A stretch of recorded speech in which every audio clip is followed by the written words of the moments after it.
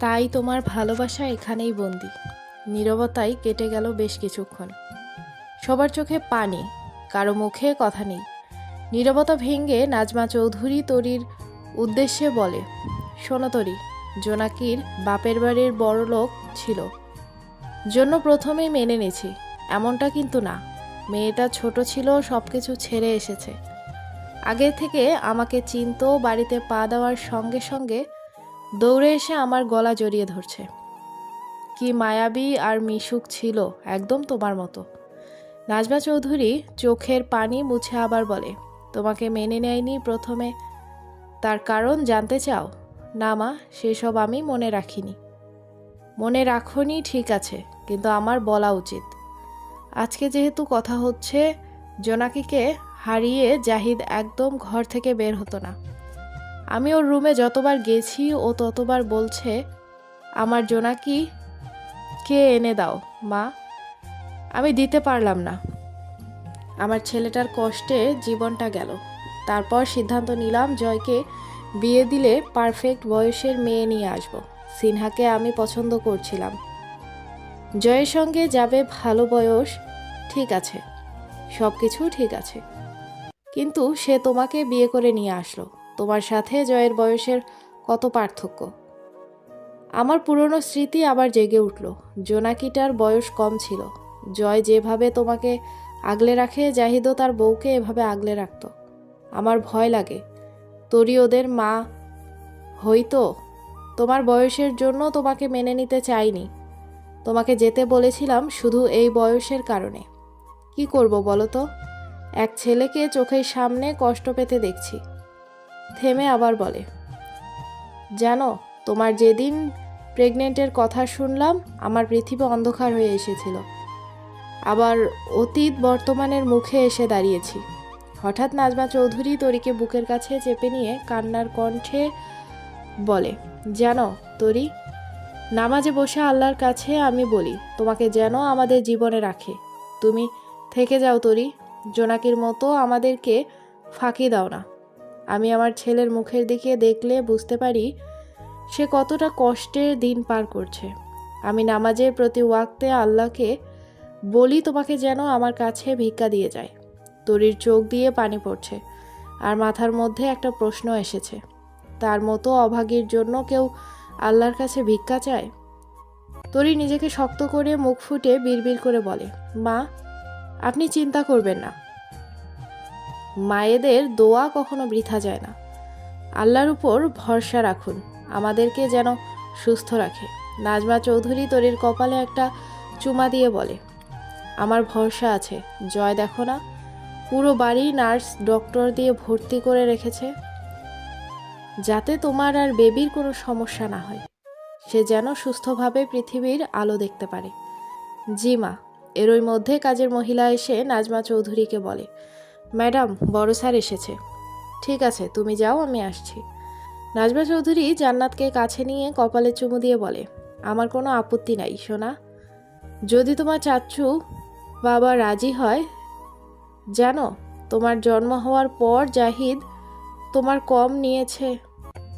দিনে একবার দুইবার, আর সারাক্ষণ রুমে ছিল। আর জয়ের কাছে তুমি ছিলে সারাক্ষণ। জয়ের চোখের মণি তুমি। জয়কে যদি তুমি একবার বলো কি লাগবে, তার সাধ্যে থাকলে তা সে ছিনিয়ে আনবে। এদের মনে তুমি কষ্ট দাও না।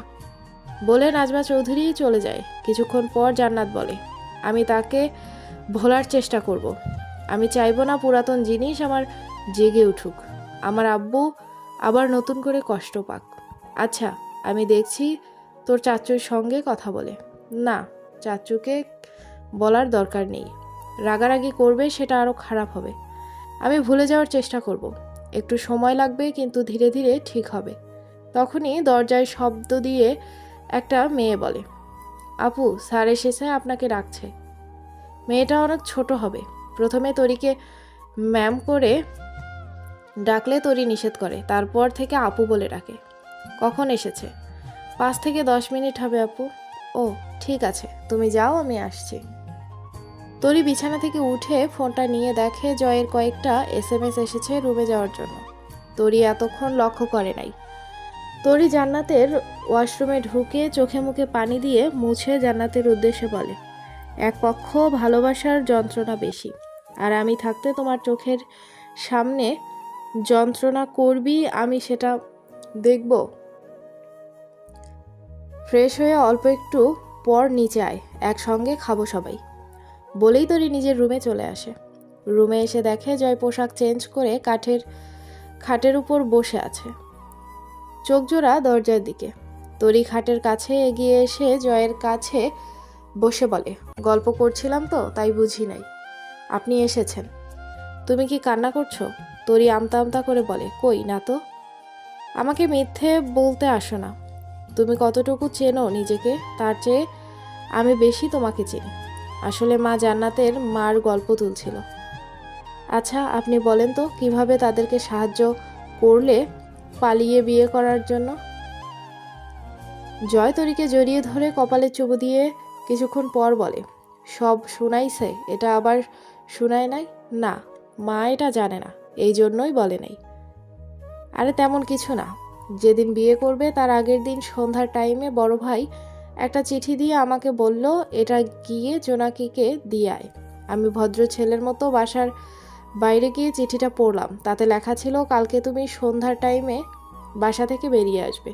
যদি না আসো তাহলে তো আমার মৃত্যুর মুখ দেখবে, তার জন্য তুমি দায়ী থাকবে। চিঠিটা পড়ে ওদের বাসায় গেলাম। ভাবি যে রুমে ছিল জানালার সাথে একটা গাছ ছিল, ওই গাছে উঠে ভাবিকে চিঠি দিয়ে এসেছি। তারপরে ভাবি চলে এসেছে পরের দিন, ওরা পালিয়ে বিয়ে করেছে। আপনি গাছে উঠতে পারেন? চিঠি কি জন্য পড়তে গেলেন? কারো গোপন জিনিস দেখতে হয় না। দেখব না? ওটা না দেখলে আমার পেটের ভাত হজম হতো না, তাই দেখেছি। আমি আবার নিজেকে বেশি কষ্ট দেই না। কারো গোপন জিনিস দেখা ভদ্রতা নয়। জয় শব্দ করে হেসে বলে, আমি আবার কবে ভদ্র ছিলাম? আপনার সাথে কথা বলাই ভুল। আচ্ছা পরে শুদ্ধ করে নিও, এখন চলো খেতে যাই। আপনাকে একটা কথা বলবো, রাগ করবেন না? না বলো। তরি একটা নিঃশ্বাস নিয়ে কিছুক্ষণ থেমে তারপর বলল, আমার কিছু হলে আপনি আবার বিয়ে করবেন? জয়ের ঠান্ডা মেজাজ গরম হওয়ার জন্য যথেষ্ট ছিল। জয় শোনার সঙ্গে সঙ্গে চোখ বন্ধ করে নিছে। কিছুক্ষণ পর চোখ খুলে তরির দিকে তাকাতে তরি চমকে ওঠে। এত দ্রুত মানুষের চোখ মুখ এরকম লাল হয়? তরি দ্বিতীয়বার তাকাইতে সাহস পায় নাই। জয় গম্ভীর করে বলে, কি বললেন? তরির গলা পুরো শুকিয়ে গেছে। আমতা আমতা করে শুধু বললেন, কিছু না। এই যেটা বলছো সেটা শুনতে চাইছি। উচ্চস্বরে কথাটা বলল জয়। পুরো ঘর কেঁপে উঠল। হঠাৎ করেই তরির একটা হাত ধরে জোরে ঝাঁকুনি দিয়ে বলে, এই কি বললে? আমি শুনতে চাইছি। কথা কানে যায় না? তোমার এই কথা শোনার জন্য আমি ডক্টর নার্স বাড়িতে রাখছি? থাপ্পড় দিয়ে দাঁত ফেলে দেব।